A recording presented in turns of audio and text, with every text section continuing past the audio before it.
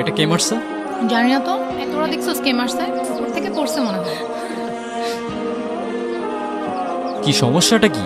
সমস্যা তো আছেই, আমরা সিনিয়ররা এখানে দাঁড়ায় আছি আর তুমি সালাম না দিয়ে চলে যাচ্ছ। কি সিনিয়রদের রেসপেক্ট করতে জানো না নাকি? সরি, আমি আসলে এত সিনিয়র টিনিয়র মানি না। যে আমাকে রেসপেক্ট করে আমি তাকে রেসপেক্ট করি, আর যে করে না তাকে নো ওয়ে। ও দেখি বেয়াদবি করতেছে আবার। এই কান ধরে উঠবাস করো 100 বার। কেন করবো? আমি বলছি তাই। मैं तुम्हारे बाप का नौकर नहीं हूँ।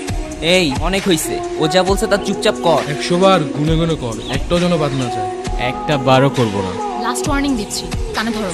কেন না ধরলে কি করবা?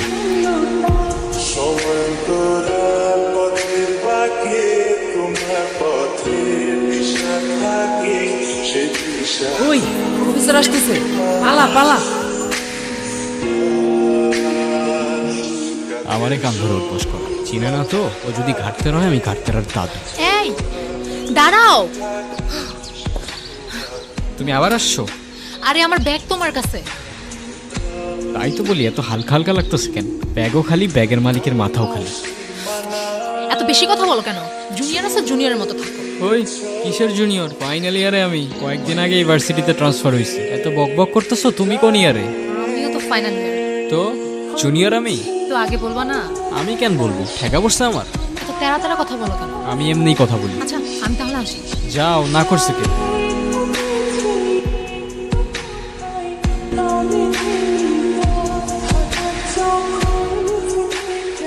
এই কি অবস্থা? এই তো ভালো। কোথায় যাচ্ছ? ভার্সিটি। আর কই যাব? আরে যে লাভ নেই, আজকে কোনো ক্লাস হবে না। তার থেকে বেটার চল তোমাকে সবার সাথে পরিচয় করে দিই। কি রে, ওরে কোত্থেকে ধরে আনছিস? ও আমাদের জুনিয়র না, সেম ইয়ার। সিনিয়র মানে? মানে ক্রেডিট ট্রান্সফার করে আমাদের ভার্সিটিতে আসছে। আচ্ছা যাই হোক, চল আমরা ট্রুথ অর ডেয়ার খেলি। এইখানে ট্রুথ অর ডেয়ার? হ্যাঁ আমি খেলবো না ভাই, তোরা খেল। চল আমরাও ক্লাসে যাই। মানে অন্য সময় কখনো ক্লাস করে না, আজকে ওদের সবার ক্লাস করতে হবে। আচ্ছা চল আমরাই শুরু করি। স্টার্ট করি। ট্রুথ। তুমি লাস্ট কবে কান্না করছিলে? কাল রাতে। আচ্ছা নেক্সট।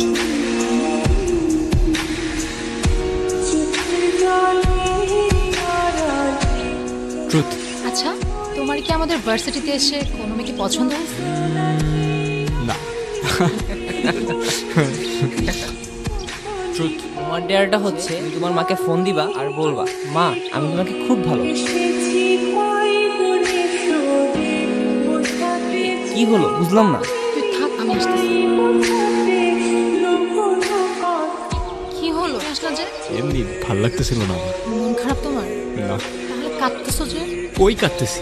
আমি কি বাচ্চা নাকি যে কাঁদবো? আচ্ছা চলো তোমাকে তাহলে আমার একটা সিক্রেট জানাই। আমি যখনই আমার বাবাকে মিস করি তখনই বাবার সাথে কথা বলি। ওই যে ওইখানটায় থাকে আমার বাবা। তোমার মায়ের উপর তোমার অভিমান থাকাটা স্বাভাবিক, কিন্তু আমি এইটুকু বলতে পারি তোমার মা তোমাকে অনেক ভালোবাসে। বিশ্বাস না হয় তোমার মার সাথে একবার কথা বলি, আমার যা বলার আছে আজকে সব বলে ফেলবে। মা, তুমি তো আমার সাথে কথা বলার সময়ই পাও না। কেমন আছো মা? তোমাকে একটা কথা বলি, আই লাভ ইউ মা, আর অনেক বেশি মিস করি মা। ওই দেখো তোমার মাও তোমার সাথে আছে আর আমি।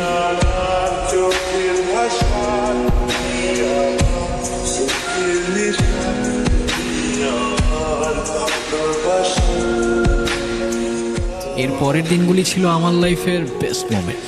প্রত্যেক দিনের রুটিন, সকালে ফ্রেন্ডদের সাথে আড্ডা, তারপর সন্ধ্যা পর্যন্ত মিষ্টির সাথে কত কি টপিক নিয়ে হাজারটা গল্প। দিন ফুরোতো কিন্তু আমাদের গল্প ফুরোতো না।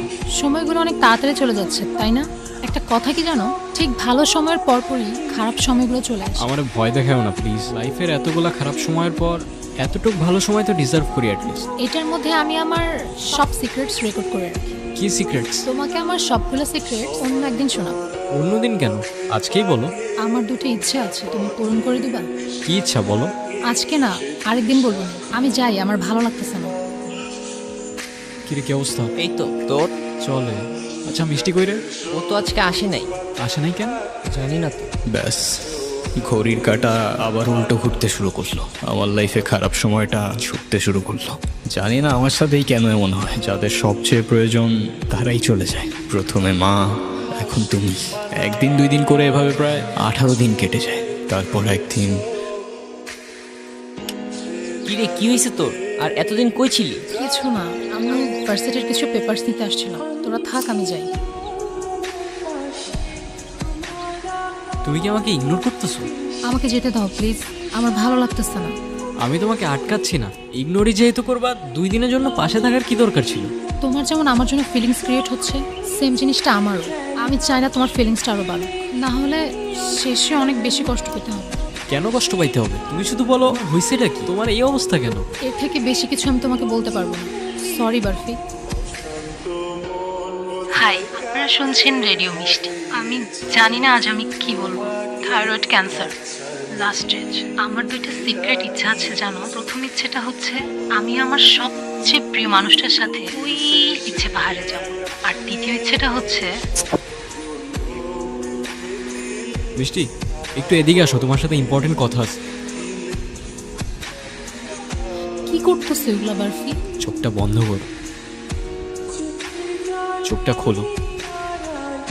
তোমার ইচ্ছাগুলা আমার পূরণ করার কথা ছিল। তুমি যাবে আমার সাথে ইচ্ছে পাহাড়ে? ওই আর কত দূর? এই তো আরেকটু। এই দিনটার জন্য আমি কতদিন ধরে অপেক্ষা করে আছি আমার কোনো আইডিয়া নেই। এখানে শেষবার যখন এসেছিলাম তখন আমার বয়স 6 বছর। এরপরে কখনো আসোনি কেন? এখানে একা একা আসলে আমি আমার বাবাকে হয়তো এতটাই মিস করতাম যেটা আমি সহ্য করতে পারতাম না। এই ভয়ে তোমাকে একটা কথা বলি। বলো। থ্যাঙ্কস। আমার তো থ্যাঙ্কস লাগবে না, তো কি লাগবে? তোমার একটা স্মাইল। আচ্ছা এদিকে আসো।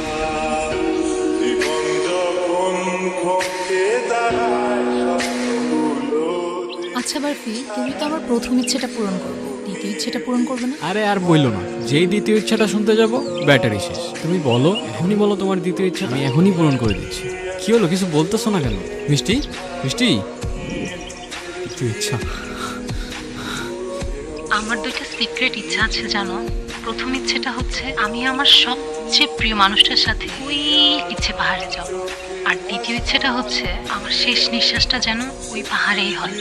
জানো, আমার বাবা আমার জন্য সেই পাহাড়ে উঠতে গিয়ে হার্ট অ্যাটাক করে। এরপর থেকে আমি কখনো সেখানে একা যাওয়ার সাহস করতে পারিনি। অনেকবার চেষ্টা করেছি, পারিনি। আমার এই শেষ ইচ্ছেটা যদি পূরণ হয় না, আমি আমার বাবার সাথে সারা জীবন এখানেই থেকে যাব। কষ্ট পেও না, তোমাকেও দেখছি আমি দূর থেকে। নথি কখনো বদলানো যায় না রে। নিজেকে আর কত দোষারোপ করবি? প্রতিটা বছর এই দিনে তুই এইখানে আসিস, কি লাভ? আমারে বল। ট্রেন ছাড়ার সময় চলে এসেছে, চলে আসিস, ওয়েট করতেছি। তোমার ইচ্ছে তো পূরণ হয়ে গেল, কিন্তু আমি আবারও একাই রয়ে গেলাম। তুমি আর মা হয়তো দুজনেই আছো, কিন্তু অনেক দূরে। I miss you. আমি আসবো প্রত্যেকটা বছর তোমার ইচ্ছে পাহাড়ে।